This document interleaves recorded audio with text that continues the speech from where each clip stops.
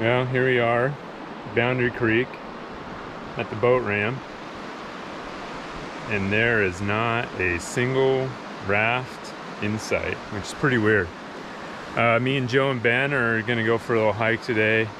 We're gonna go hike from Boundary down to Velvet at least, and maybe a little bit farther, we'll see. Just kind of scouting out the recent slides that have happened and kind of see what the river is looking like. Later this month we got a permit, so we're probably gonna run it from Boundary Creek, so we wanted to go down and get a little peek at it and see what it was like. But it's really weird to be here right now with nobody around, so kind of cool and eerie at the same time.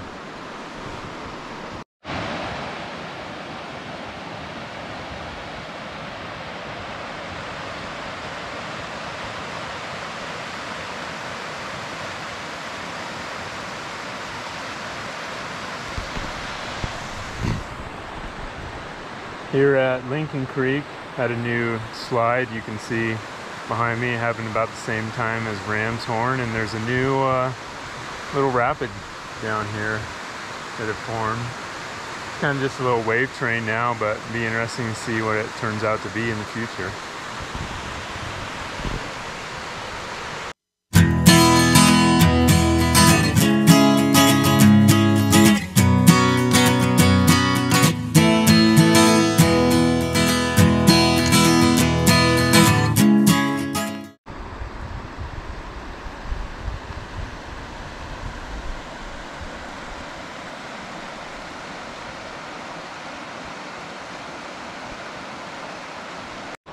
So we're here, made it to the Ramshorn slide.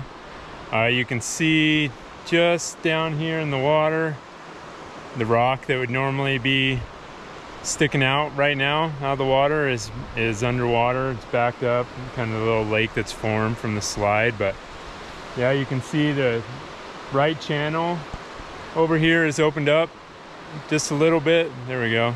Right channel on that side's opened up. And same thing on the log jam down below where the pack bridge supposedly is. We haven't walked down there yet, but yeah, pretty amazing to see in person. So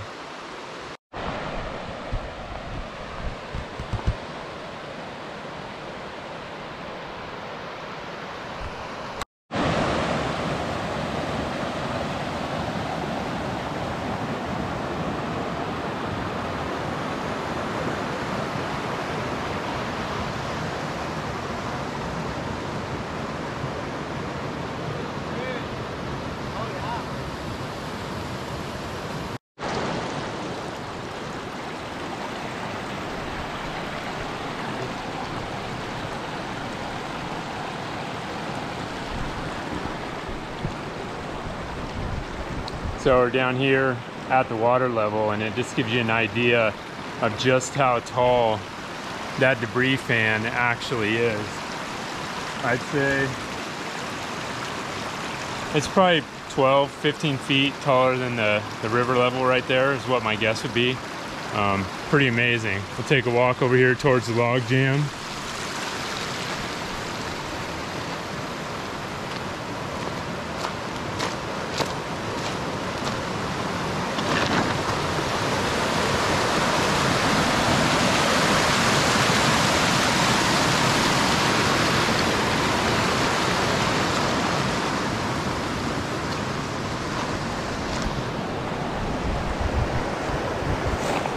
So you can see right here, Ben and Joe are over there on the that first big log jam, and it definitely looks like there's a spot you can sneak in on the right with a kayak or IK or maybe a small, like a 10-foot raft.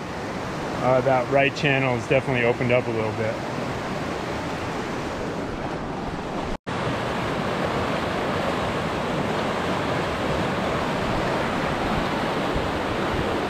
So here we're at the pack bridge is right there. Joe's standing on top of the pack bridge, and it's in there. It's pretty solid there. It's not moving around a whole lot.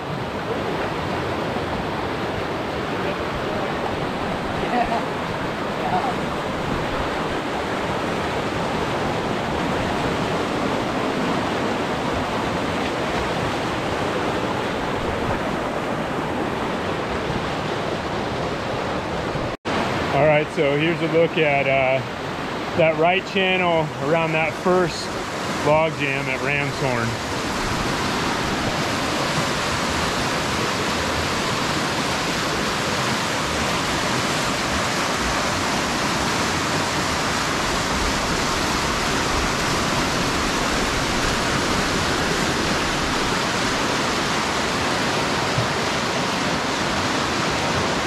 You can get a look right here back up towards Ramshorn Creek where it blew out.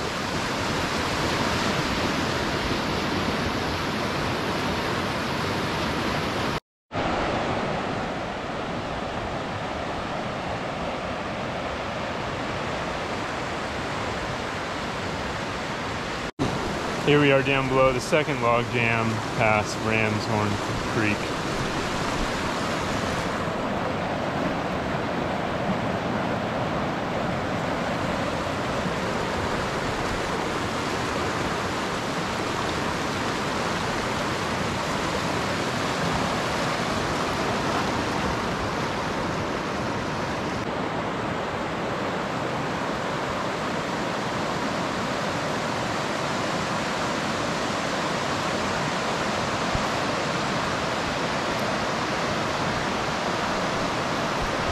So here we're at Hell's Half Mile, and the center actually looks pretty good. And actually, that crossover move you have to do at lower water, it might actually be a little bit easier with a little more water in the middle of the river.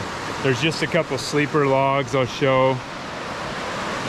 Kind of right here, one right there, and one right there that might make that tricky, but you can see kind of this over in here, these logs and stuff here is like pushing a little bit more water out into the center. It's just those couple sleeper logs you gotta work through and then work your way down.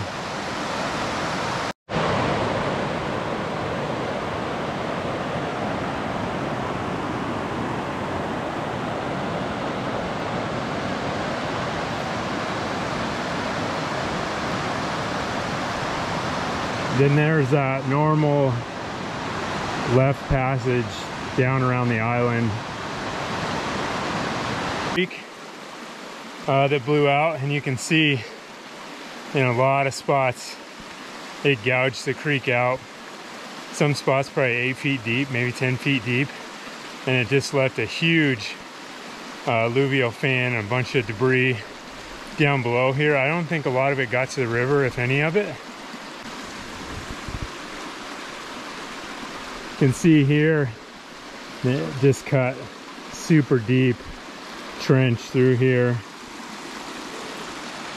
and then we'll take a walk and check out kind of down below.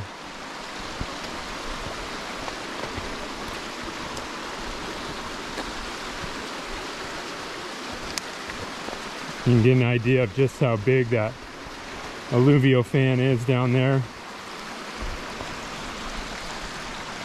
Super impressive to see just the force of all this water and stuff moving down.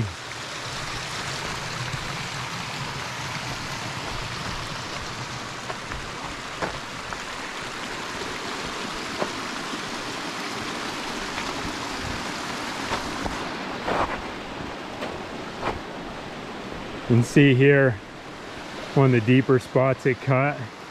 And then all the way down there fans out just like concrete covering the bottom of the forest. Pretty amazing.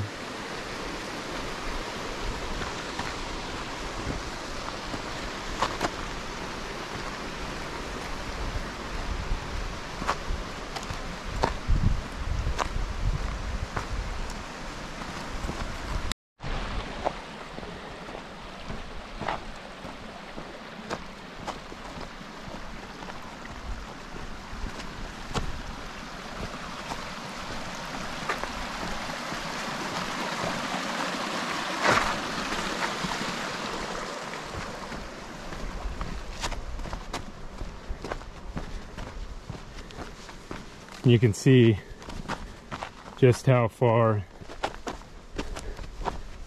this debris traveled down.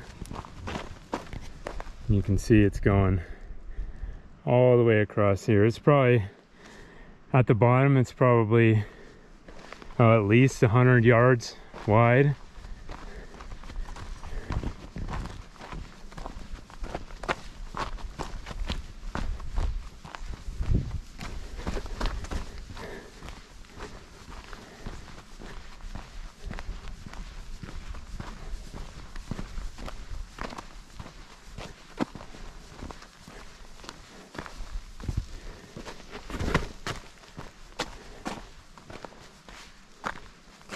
And Ben's hiking down, looking back up the creek there.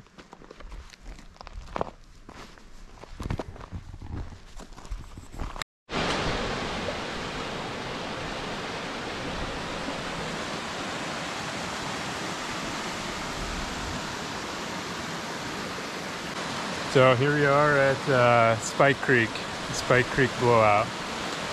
It's pretty wild. You look at where that debris went all the way up there. It's pretty crazy. Here, I'll give you a better look. Creek coming down around the other side of that log.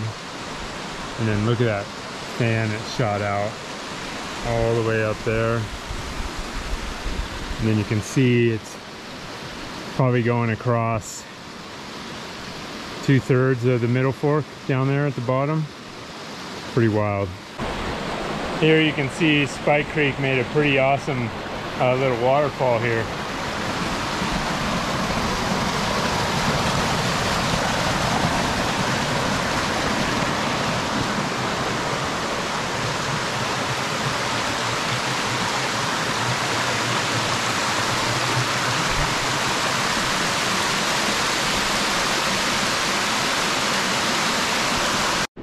So here we're looking upriver at the Hell's Half Mile Narrows. It's pretty much just a lake right now. This big alluvial fan that came down from Spike Creek is backing up water, and you'll see here, that's the Narrows. Now the Narrows Lake. I'm gonna look over, and here's the big alluvial fan that came down from Spike Creek. And walk over here. Take a look at how big this fan is. You can see there is one log blocking the channel on the right over here. That wouldn't be too much to stop and pull the raft over or line the raft over. You get it trickier probably as the water drops a little bit. Then you can see up Spike Creek up there. And you can see the river's just cut a channel right along the right side of this alluvial fan that started way up there on Spike Creek.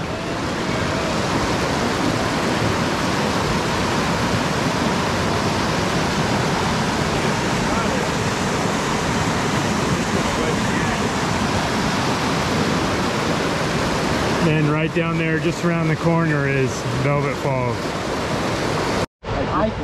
I think that's a log. 2 logs? I think there's logs underneath that. You got a beer, a burrito in Velvet Falls. Can't beat that. Here's a view coming into Velvet, upriver from Velvet. See a new little log jam there. I'm standing on top of the big pyramid rock. Then you can see that slot right there, but it's not that big. And yeah, you can definitely tell from up here now that there's, right at the top of that drop, there's a log going across. Not very wide, and probably as the water drops, that log that's underneath there, if it's still there, is going to completely block that channel and cut that drop off.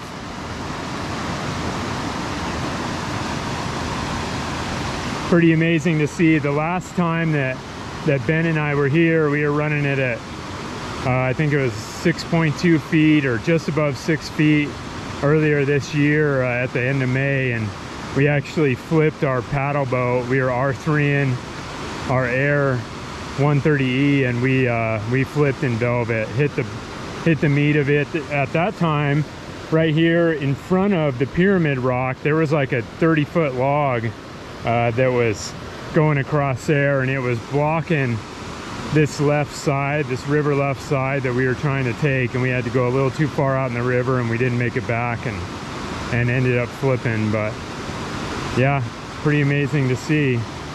Be interesting to see how long this log jam sticks around, or if it gets washed out by high water. Just looking at it from my perspective and kind of just my opinion, is I would guess most of this stuff, if not all of it, would get flushed by high water. But yeah, just kind of have to wait and see what happens. So here's about from river level what that log jam looks like, and where that slot is right about there.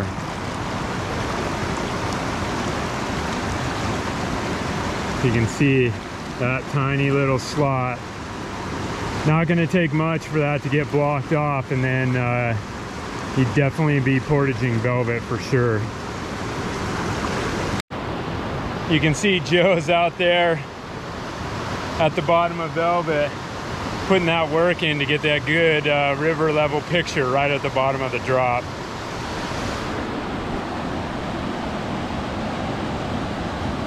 Dedication there, ladies and gentlemen.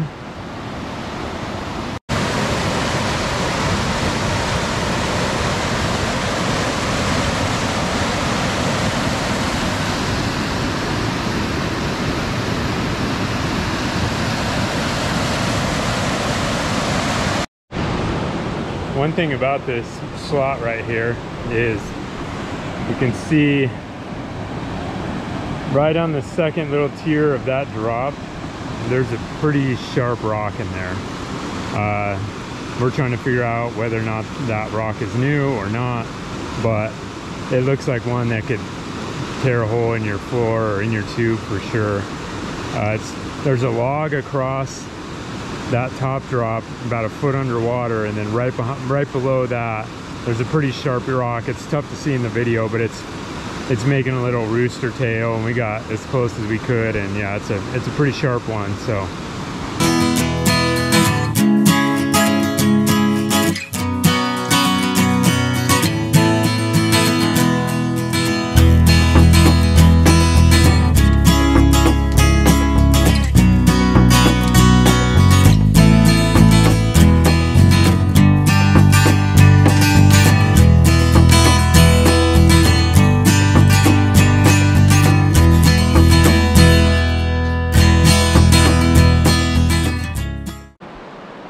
gotta say, it's pretty amazing to be here. Boundary Creek is a super special place, and it's even more special to be here when there is literally nobody else here but us. It's pretty amazing.